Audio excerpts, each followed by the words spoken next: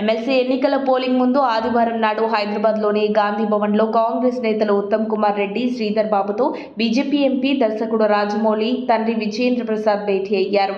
విద్యాశాఖలో పేపర్ల లీకేజీని అరికట్టేందుకు ఆయన పలు సూచనలు ఇచ్చారు. దీంతో పాటు చేనేత రంగాన్ని బలోపేతానికి కూడా సలహాలిచ్చారు. విద్యకు సంబంధించిన విషయాలపై చర్చించడానికి మంత్రి శ్రీధర్ బాబు సమయం ఇవ్వాలని బీజేపీ ఎంపీ విజయేంద్ర ప్రసాద్ కోరారు.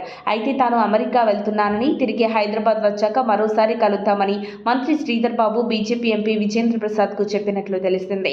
మరోవైపు ఇవాళ గాంధీ భవన్ లో ఏర్పాటు చేసిన మీడియా సమావేశంలో శ్రీధర్ బాబు మాట్లాడుతూ ప్రతిపక్షాలపై తీవ్ర విమర్శలు గుప్పించారు.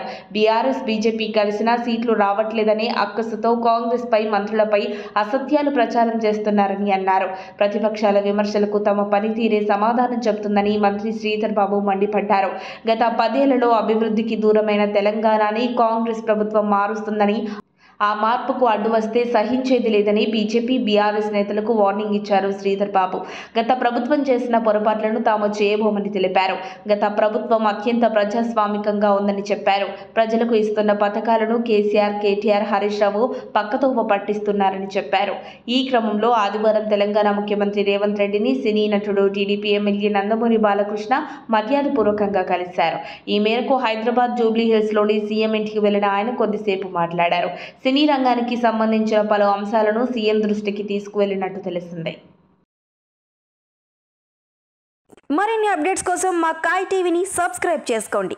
మా వీడియో కనుక మీకు నచ్చినట్లయితే లైక్ చేయండి, షేర్ చేయండి. మీ విలువైన అభిప్రాయాలను కామెంట్ బాక్స్లో తెలియజేయండి.